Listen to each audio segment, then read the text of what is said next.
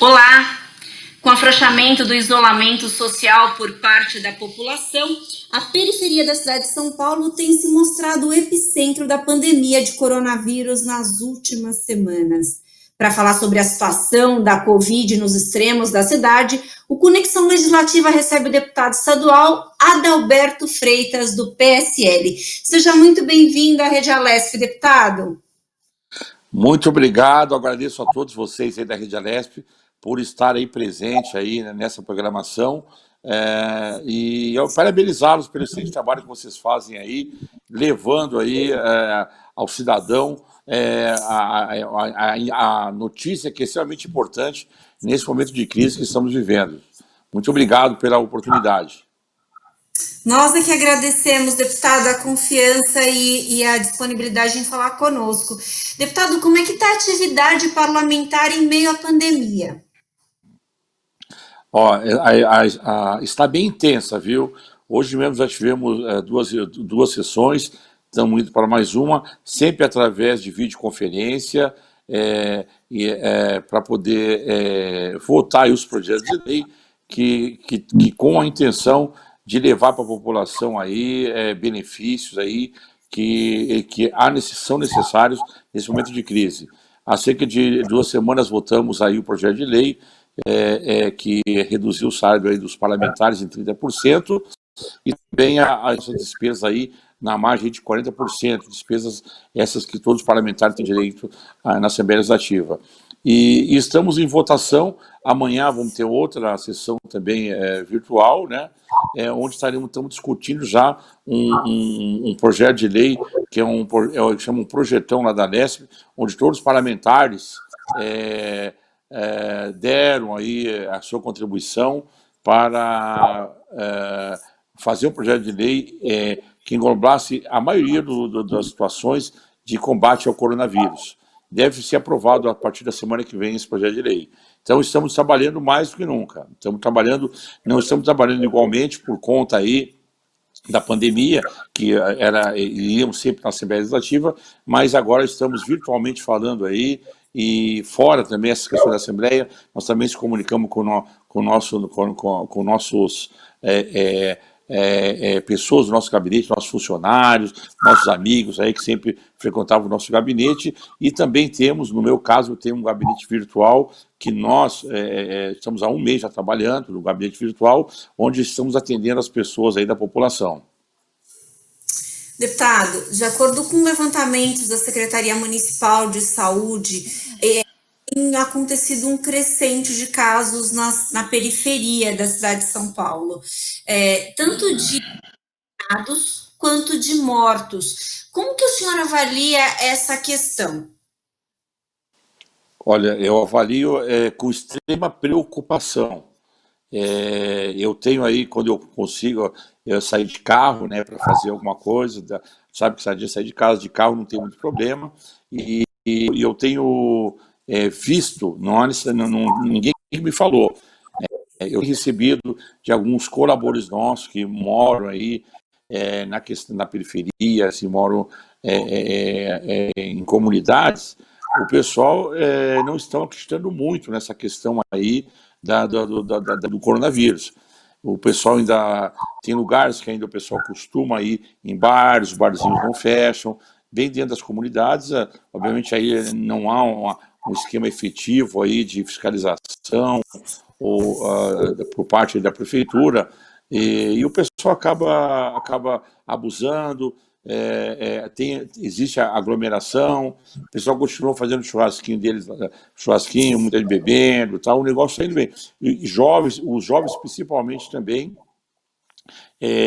estão indo para festas, como se nada tivesse acontecendo. Então, por isso eu acredito que com isso aí vai ser difícil barrar aí essa questão aí do isolamento social, ele não vai conseguir alcançar o índice desejável, que é na faixa aí de 65% a 70%. Deputado, a gente viu que os hospitais de campanha aí na cidade de São Paulo, só que eles estão mais localizados na região mais central da cidade. O senhor acha que, de repente, a construção de hospitais nas regiões mais periféricas, mais distantes do centro, será uma necessidade? Como é que o senhor também avalia essa questão dessa criação de novos leitos nas regiões mais distantes? Olha, numa situação normal, não essa que estamos vivendo aí da crise do corona, nós já tínhamos alguns problemas de hospitais aí nos extremos, que hospitais que a gente sabe que não tinha quantidade de médicos suficiente, não tinha equipamento suficiente, né? Não tinha ambulância suficiente, não tinha material suficiente. Isso já era padrão em hospitais assim mais da periferia. Agora com a crise do coronavírus, eu acredito que a situação está um pouco pior, mas também não descarto essa possibilidade das pessoas, em vez de usarem o dinheiro, que é o valor que a gente já tem noção que é um valor extremamente alto para fazer hospitais de campanha, poderiam ou reformar hospitais ou então colocar mais gente para trabalhar, que nós temos na nossa região o Hospital de Parelheiros, por exemplo, que foi inaugurado no ano passado, um hospital novo, instalação nova, mas não tem lá, não tem ventilador mecânico, está faltando muito equipamento lá. Então, com o dinheiro que foi gasto aí, né, no hospital de campanha, poderia uma parte dele estar indo para esses hospitais que estão aí com falta de equipamentos, falta de pessoas, né? Deveria ter um olhar um pouco mais com atenção para a periferia, que eles já sofriam, agora estão sofrendo muito mais. Deputado, quando a gente olha o mapa da adesão aí do isolamento social, quando a gente avalia a adesão ao isolamento social na cidade de São Paulo, também a periferia tem aderido menos, quer dizer, os casos têm crescido porque também a população tem aderido menos ao isolamento social, a população da periferia. E algumas pessoas agem como. E a gente não está falando aqui das pessoas que saem para trabalhar, está falando das pessoas que ficam passeando na rua e brincando, até fazendo festas nos finais de semana ou quando tem oportunidade. A que o senhor atribui essa falta de adesão ao isolamento e o senhor acha que tem alguma medida que possa ser adotada para que o isolamento cresça nessas regiões? Olha, eu tenho aí algumas considerações quanto a isso. Eu acho que uma da primeira consideração que eu posso levar é que o povo assim mais da periferia, tal, que já não é assistido, ele não acredita muito na questão aí do governo. Tudo que o governo promete fazer, eles não acreditam. Então, o governo vai na televisão e fala que precisa fazer isso, fazer aquilo, eles não acreditam mais. Eles estão descrentes aí da classe política, porque nos últimos anos todos os políticos que ficaram aí à frente prometeram, o pessoal costuma ir na periferia só realmente quando é época de eleição, e promete, depois eles são eleitos e acabam esquecendo a periferia. Isso é um dos motivos, a descrença na classe política. A outra situação que eu vejo é a questão de um imbróglio aí, uma briga constante aí que as pessoas estão assistindo diariamente aí nos telejornais, na televisão, toda hora que o pessoal liga tá essa briga, né, entre o governo estadual, né, que nós somos o governador João Dória, e o presidente da República, o Jair Bolsonaro. Então o pessoal vê, o presidente chega para a televisão e é para ir para a rua para trabalhar, que isso aí começou com aquele negócio da gripezinha, que tinha que ir para a rua, que não pode, isso aí não vai acontecer nada, o pessoal tem que ir para a rua para trás do dinheiro para poder comer, e por isso o governador de São Paulo, juntamente com o prefeito, fala para as pessoas ficarem em casa no isolamento.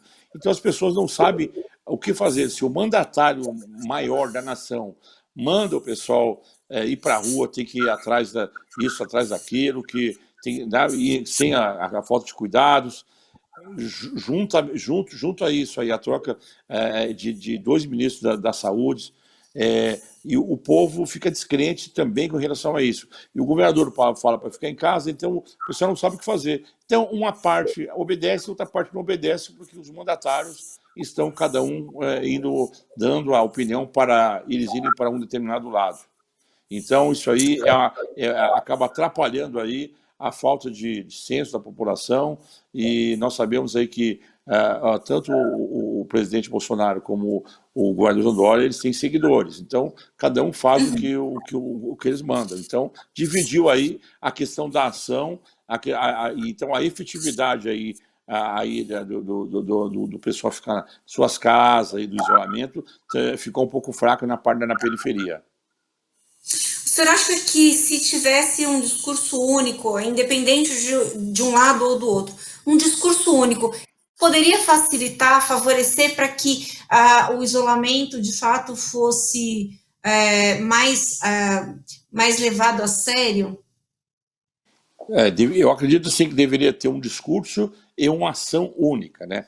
Porque quando você fala nas questões das pessoas que são pouco mais assim economicamente completas aí, né? Que a pessoa pode ficar em casa aí 3, 4, 5, 6 meses aí, que o dinheiro que ela tem, o rendimento que ela tem, não vai possibilitar dela passar aí por questões de falta de alimento, ou por questões de falta de remédio, ou até mesmo assistência médica, essa pessoa não tem problema nenhum que ela vai ficar na casa dela. Agora, quando você trata da periferia, a pessoa já tem uma condição social um pouco mais baixa, ela não tem condição financeira de arcar com prejuízo, com compras, com tudo mais. Então, obviamente, o que acontece? Se é um pessoal que não eles olham para a geladeira dele está vazia, ele vai sair. Ele vai sair da casa dele para procurar um emprego, fazer um bico, alguma coisa, para poder colocar alimento dentro da casa dele. Então, a ação efetiva seria o governo, tanto estadual como municipal, juntamente com o federal, fazer um trabalho, ou seja, para poder assistir um pouco mais ao pessoal os mais carentes, aquele pessoal que mora bem no extremo da periferia da cidade. Eu não estou dizendo só da Zona Sul, sou daqui da Zona Sul, mas a gente sabe que a periferia é igual também na Zona Leste, é igual na Zona Norte, na Zona Oeste, quer dizer, aonde tem os extremos são menos assistidos. Uhum. Deputada, até falando um pouco da Zona Sul, que é a sua área de atuação, a gente na Zona Sul tem equipamentos públicos, hospitais como o Hospital Parelheiros, Hospital Grajaú, Hospital Pedreira, tem as AMAs, tem as UBSs. E esses hospitais, esses equipamentos públicos, antes da pandemia, eles já operavam próximo ao limite.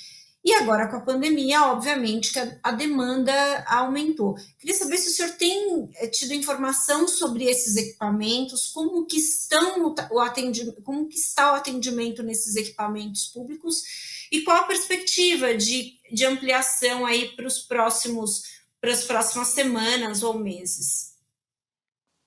Como eu falei assim no começo, né, eu trabalho realmente bem no extremo então da periferia, então eu posso falar com propriedade, né? Sempre foi desassistido e já haviam dificuldades em época normal. Agora com a pandemia, eu diria que triplicou aí essas questões aí de atendimento, né? Todos os hospitais que a senhora mencionou, né? E fora isso, ainda tem as pessoas que continuam ainda indo a óbito ou sofrendo por as doenças que já era normal, de infarto, de câncer, de outros tipos de doenças aí que já eram padrão aí de uma certa normalidade.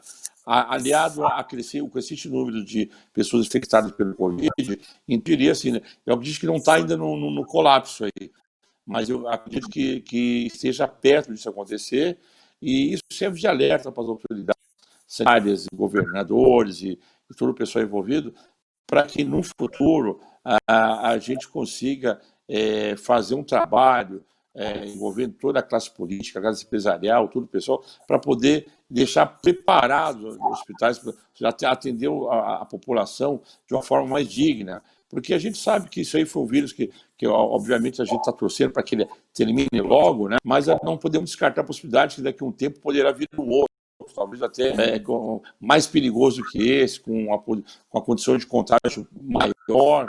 Então, nós temos que trabalhar e levar em consideração que a população precisa de estar no hospital. O hospital, já fui às vezes de madrugada levar pessoas, socorrer pessoas em hospitais, a gente vê que chega lá, tem 40, 50 pessoas esperando e 2 médicos atendendo. Eu mesmo já tive a oportunidade uma vez de ir de madrugada no Hospital do Servidor. Foi uma coisa assim, uma coisa absurda. Parece que nós vivemos num outro mundo e a gente sabe que ali já foi flagrado alguns hospitais que a escala de médico lá, você vê que tem 20 médicos na escala, mas na verdade você vai ver que tem 2 ou 3 só trabalhando, né? Isso quando estão trabalhando, quando estão fazendo outras coisas lá. Eu cheguei a ver uma pessoa a quebrar lá a parte do Hospital do Servidor Público, que tinha chegado ali ao meio-dia e já era 2 horas da manhã, a pessoa não tinha tido o resultado do exame dela. Então, quer dizer, é uma coisa absurda que acontece. Eu acredito que essa questão da saúde tem que ser vista com mais seriedade, principalmente nas regiões onde a população é mais carente. Porque o cara que tem grana, ele não vai no hospital nunca, ele vai no Hospital Bom, no Sírio, no Albert Einstein, ele já, sabe? Então, ele não tem essa preocupação, isso é uma coisa que menos preocupa ele. Mas a população carente, sim, eles precisam de cuidados, até pela própria condição financeira deles. Deputado, a gente tem percebido que as pessoas estão empreendendo, seja porque perderam o emprego ou porque tiveram uma redução de renda. Estão empreendendo. Tornaram delivery no seu restaurante, comércio que tinham, seja ele qual for, estão vendendo mais, fazendo máscaras, que é uma demanda que surgiu agora. Tem gente, por exemplo, vendendo pão de porta em porta. Aqui na minha casa tem uma moça que passa 3 vezes na semana vendendo pão, e aí até resolveu um problema que a gente ficou preocupado, como é que a gente vai sair? O pão não dá para estocar, por exemplo, né? Como é que você tem o pão fresquinho? Aí a moça resolveu esse problema, passa toda semana aí, 2, 3 vezes na semana, e a gente ajuda ela nos ajuda. E aí isso mostra a criatividade das pessoas e a força de trabalho. O senhor acha que esse é o caminho para que as pessoas saiam da crise? Eu não tenho dúvida disso, porque em situações de crise que nós conseguimos achar aí outros caminhos para poder sobreviver, para poder a força de trabalho, mostrar a força de trabalho, e aí a questão também da pessoa usar criatividade, como foi bem comentado pela senhora. Agora, haveria uma necessidade de ter os próprios governantes, mais uma vez, né, aí investirem mais nessas questões. Porque nós sabemos que o pessoal que trabalha na informalidade não são poucas pessoas, são muitas, né? E agora, com essa questão, a gente vê aí pessoas como mecânicos, diaristas, pessoas aí que tinham uma profissão que não era uma profissão aí, era realmente profissão de sobreviver de bico. Já não tem mais isso aí. A pessoa vai fazer o quê? Ela vai conseguir ficar 1 ou 2 meses aí, 6 meses aí, daqui a pouco vai começar a faltar as coisas na casa dela e ela vai ter que sair para se expor aí ao contágio do corona, né? E sendo que se tivéssemos um programa já do governo, uma alternativa, ó, pessoal, estamos numa crise aí, olha, a questão das máscaras mesmo. Isso aí todo mundo sabe, é só o pessoal ir nas comunidades, tem gente já disposta a trabalhar, tem maquinário, é só o pessoal pegar e incentivar, pegar as pessoas, os governantes usarem já o que é disponível, que nós temos disponível, e poder levar para as pessoas. Eu tenho certeza que nunca vai faltar mão de obra e gente para trabalhar. Deveria ter um incentivo um pouco mais do governo para poder ajudar nessa questão. Deputada, a gente sabe que empreender é uma questão muito delicada, né? E o ideal seria empreender com planejamento, no momento de conforto, pensando que você empreende, não é imediatamente que você tem um retorno financeiro, mas estamos numa crise, num momento difícil. O Estado de São Paulo disponibilizou aí, por meio do Sebrae, né, a plataforma de cursos deles, para qualificar as pessoas para que pudessem abrir o próprio negócio, até abrir uma loja virtual aí. Queria que o senhor avaliasse essa iniciativa e a importância, por exemplo, de descentralizar, de levar também para as periferias essa qualificação de mão de obra, de estrutura de empresa, para que essas empresas nasçam e sobrevivam, né? Eu acredito que essa iniciativa do Sebrae é uma iniciativa louvável, mas eu acredito que está um pouquinho atrasada, né?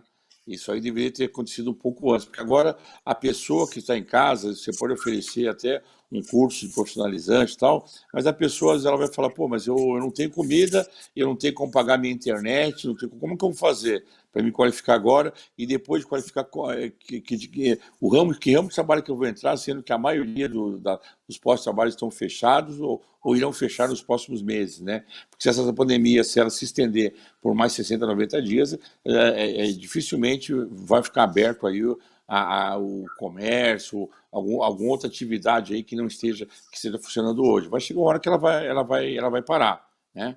Então, deveriam ter aí os empresários aí, obviamente a decisão que eles tomaram foi acertada de querer ajudar, né? Mas está um pouquinho atrasado, viu? Deveriam ter sido feito antes essa iniciativa, que são boas iniciativas.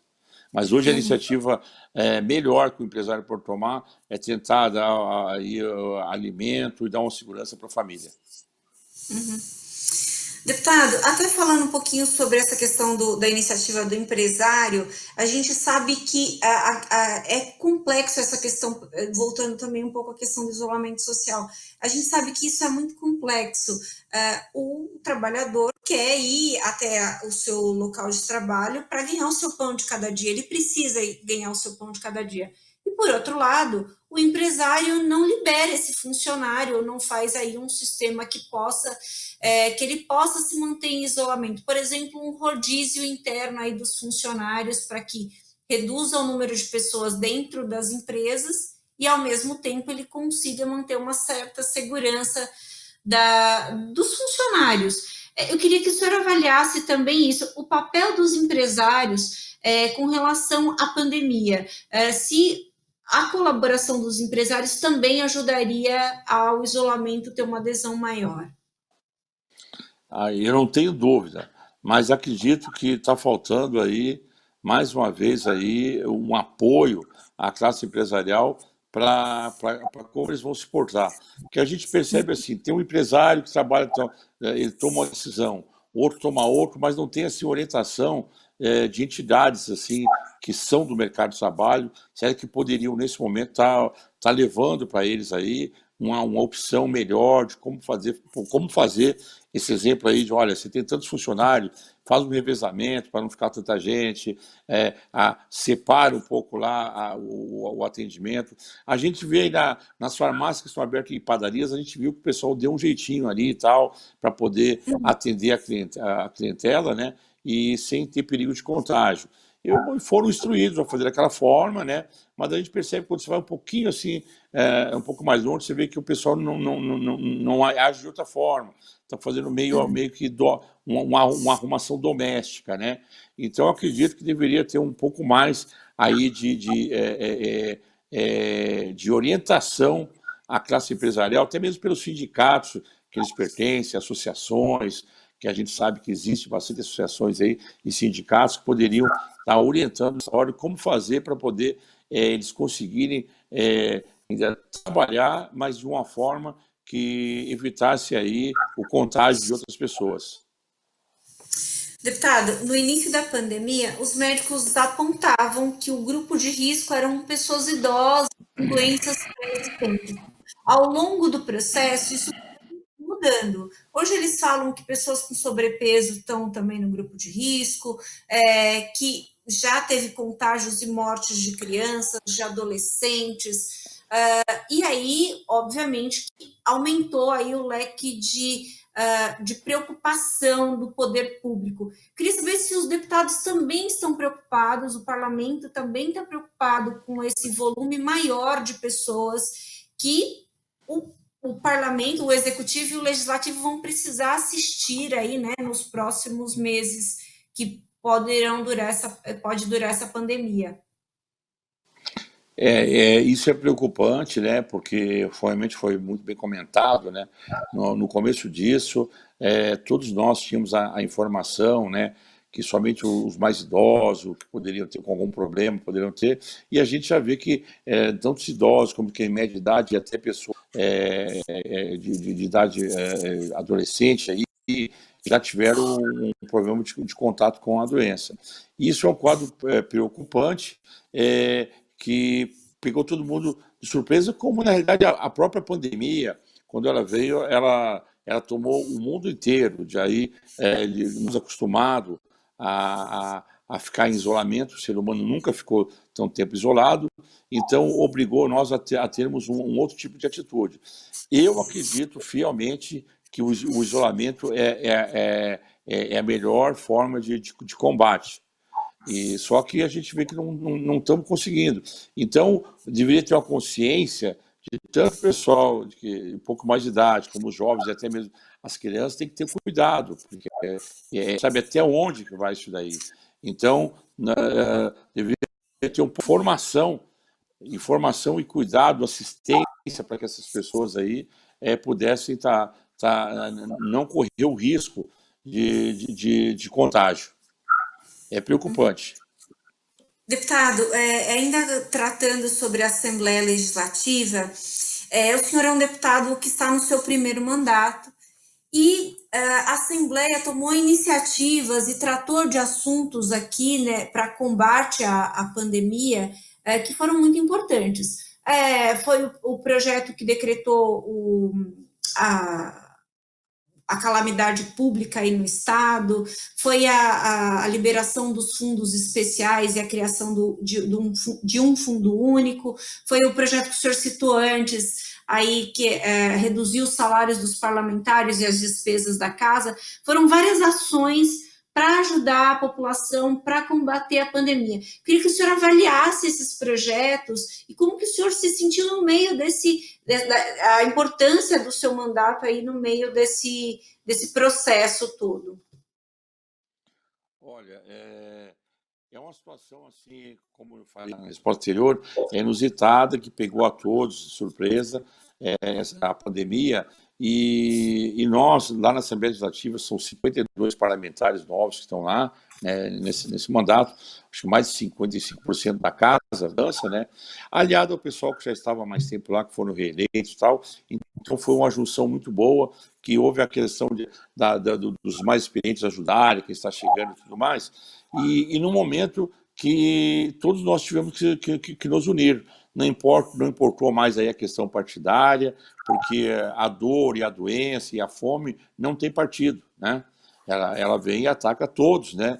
Então, houve assim, por pior que saiu o resultado ruim dessa questão da doença, da pandemia, surgiu aí entre nós parlamentares a preocupação única de trabalharmos em prol de toda a população, ou seja, uma coisa que deveria ser natural, né? Mas a gente sabe que às vezes tem essa questão do partido, eu não vou falar com fulano porque é de um partido, não vou falar com o outro porque isso terminou momentaneamente. Todos nós estamos lá ajudando um ao outro, conversando os parlamentares se aproximaram aí, porque a doença, né, como eu falei, não escolhe partido, né, não escolhe pessoa, a dor também não escolhe. Então, nós estamos todos vivendo um momento único e, com certeza, vão fazer parte da história. Essa legislação vai ser parte da história. É a legislação que enfrentou a doença piedade. Então, isso é muito importante. Ela é uma das doenças piores da humanidade. Nós estávamos falando essa questão aí do nós parlamentares, né?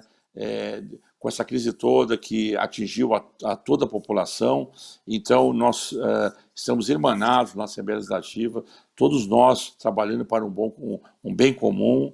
Inclusive, semana agora que vem deve ser votado o projeto, que é um projeto não só de um parlamentar ou de outro, nem do partido, vai ser da Assembleia, com a cooperação de todos os parlamentares. Então, nós entendemos que estamos participando de um momento único, né? Da importância que tem a união dos parlamentares, de poder estar representando o povo paulista, o povo da cidade de São Paulo, paulistas e paulistanos, estamos representando, e vai ser histórico isso, porque com certeza nós parlamentares estamos tendo a oportunidade de ajudar a população num momento, numa crise que pegou todos nós desprevenidos. Estamos uma crise mundial, né? Eu acho que a humanidade nunca passou por uma situação como essa. Obviamente tivemos aí questões aí no passado de guerras e tudo mais, mas acredito que não tão grave quanto essa aí, que a pessoa não sabe de onde vem o inimigo, não dá para conversar com o inimigo. O que dá para fazer é isolar o inimigo, que é o que todo mundo, o que nós estamos fazendo. Tivemos a notícia recentemente aí, essa semana, de possível 2 laboratórios aí americanos que poderiam ter uma vacina aí para poder ajudar, mas nós sabemos também que até isso se colocar aí à disposição, chegar no Brasil, vai demorar aí um certo tempo aí de 4 a 5 meses, talvez só no começo de 2021. Então até lá nós vamos ter que fazer o que estamos fazendo e tentar melhorar aí as situações. Mas o povo de São Paulo pode contar com os parlamentares que nunca antes na história da Assembleia Legislativa houve um problema tão grave para ser resolvido e estamos aí irmanados para poder ajudar. Deputado, eu queria muito agradecer a sua participação, a sua disponibilidade em falar conosco, em dar uma pausa na sua agenda para esclarecer os eleitores e dizer que a Rede Alesp está à sua disposição para que a gente possa conversar em outra ocasião sobre esses assuntos, atualizar o eleitor e o paulistano sobre as ações do seu mandato em benefício da cidade de São Paulo, do estado de São Paulo. Muito obrigada, deputado. Olha, eu que agradeço mais essa oportunidade e parabenizo vocês mais uma vez pelo brilhante trabalho que vocês têm feito e peço à população, vamos se cuidar, gente, vamos usar máscara, vamos fazer o isolamento, vamos fazer o que os médicos estão pedindo. Fiquem com Deus e até uma próxima. Muito obrigado. O Conexão Legislativa fica por aqui. Falamos com o deputado Adalberto Freitas, do PSL, sobre as periferias da cidade de São Paulo, a situação das periferias. Eu agradeço a sua presença aqui conosco, a sua companhia. Você pode acompanhar esse programa e toda a programação da Rede Alesp nas nossas redes sociais. Muito obrigada e até breve.